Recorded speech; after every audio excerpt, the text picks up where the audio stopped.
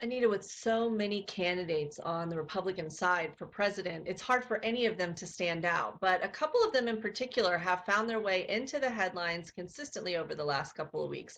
Namely, Rand Paul called out his own party on how he says that they were behind ISIS. Let's take a look at the clip. A lot of people are trapped inside the Beltway, and they think that war is always the answer. But I'm asking some difficult questions of Republicans. Do you think the invasion of Iraq made it more stable or us more safe? We now have ISIS to contend with. Right. Lindsey Graham would say ISIS exists because of people like Rand Paul, who said, let's not go into Syria. And what do you say to Lindsey? I would say it's exactly the opposite. ISIS exists and grew stronger because of the hawks in our party who gave arms indiscriminately, and most of those arms were snatched up by ISIS. These hawks also wanted to bomb Assad, which would have made ISIS's job even easier. They created these people. Everything that they've talked about in foreign policy, they've been wrong about for 20 years, and yet they have somehow the gall to keep saying and pointing fingers otherwise. Yeah, I think it's very gutsy of him to make that determination and to blame his own party for this situation and their aggressive foreign policy. But I have to wonder, what kind of voter is he wooing? That's what I don't understand. He's threading a very interesting needle there, and I admire him for having the courage to come out and say what he's saying. But at the same time, how you got to win the primary first, right? I mean, how is he going to do that by alienating the tough hawks? And at the same time, are you trying to get the people in the middle? I'm not sure. What do you think, Shauna? Who's he trying to get his hands on by doing that? I mean, I think he's trying to just stand out at this point.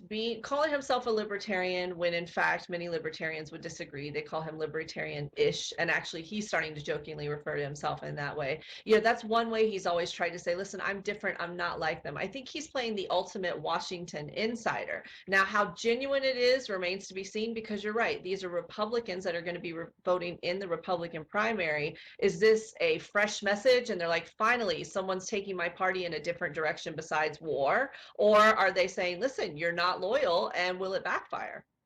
Well, I don't know whether it's going to backfire, but we certainly have enough disingenuous people in the media who are more than willing to give him a platform. The New York Times, for example, wrote an article about how he was striking deep in the heart of the liberal bastion of Manhattan, and they're talking about him going on a book tour and, you know, sort of doing a Sarah Palin with, how do you like your freedom? You know what? I like my freedom just fine. But that talking point sort of omits what's behind door number 2 or door number 3. And unfortunately, I mean, he says some interesting things, but it was unfortunate that they were sort of intellectually dishonest and took what he said at face value. I have a wonderful chart that shows how conservatives speak versus how they vote. And I wonder if we could put that up. If you look at it, you'll see Rand Paul's name is almost at the bottom as being the most conservative.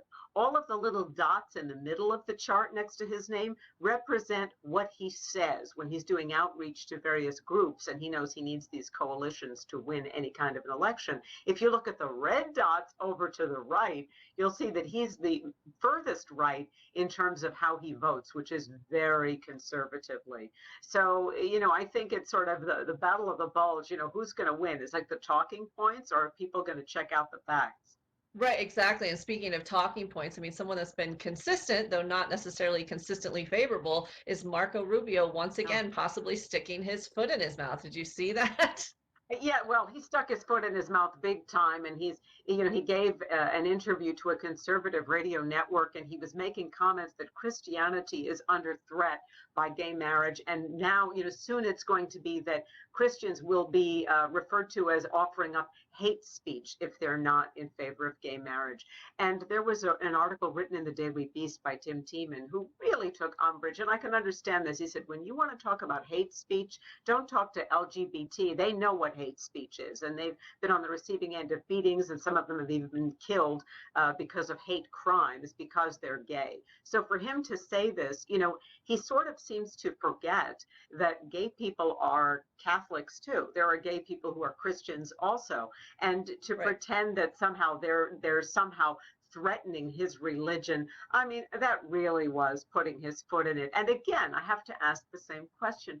To whom is he appealing when 60% of the US population is now in favor of gay marriage? How is this threading together a winning coalition? You know, are they just trying to appeal to the Republican money guys right now and think that everyone's going to sort of forget about that later? I'm not sure. Well, this has been a consistent problem for Rubio, which is that I don't think he's mastered the idea that he is under such national scrutiny 24 hours a day, because he said it on a Christian network, clearly pandering to that base. And it gets out wider, and he's going to have to backpedal and soft shoe. But this isn't the first time. You know, he writes a book about his Cuban heritage, and hey, here's a newsflash, we can fact check you. You know, half of his background story isn't true. He really stumbles, and his most notable stumble, of course, that we remember is him getting really nervous trying to answer the State of the Union before. He's just not very comfortable in front of the national audience, as comfortable of an orator as he is in front of small groups like a Christian Coalition meeting or a radio interview. That's something he can do very well. But on the big stage, I think he continues to stumble. Well, you know, you're absolutely right, Shauna. And I think that this is something Rand Paul is also finding when he was shushing a female reporter and putting his fingers to his lips. I mean, that's not going to go over very well with women.